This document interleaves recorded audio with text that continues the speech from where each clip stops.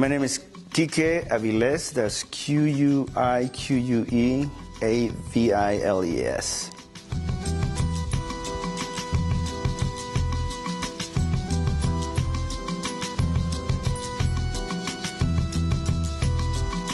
How art, and especially in particular words, could be a tool and a weapon.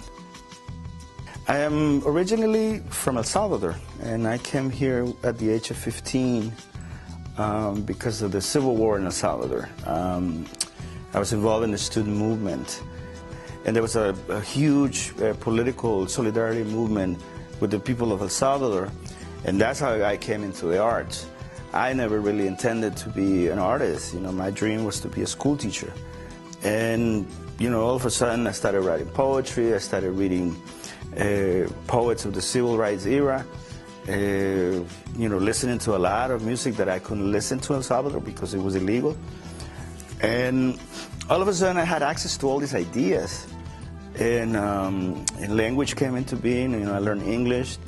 I started, you know, writing in Spanish. I started doing street theater, you know, performing at demonstrations and rallies. And that's how kind of I got plugged into the arts. I just, you know, there came a point, you know, early in life, you know, when I was still in high school, where I realized that, you know, whatever text I was studying, you know, really they were not my stories. You know, I was reading Arthur Miller, you know, Elwer Albee, the Greeks, you know, Shakespeare, you know, all the classical, you know, stuff that you will get in a traditional theater training. And it made me realize that, you know, there's not that many parts for Latinos in general, you know, because most of the traditional theater in the United States is based on the white experience.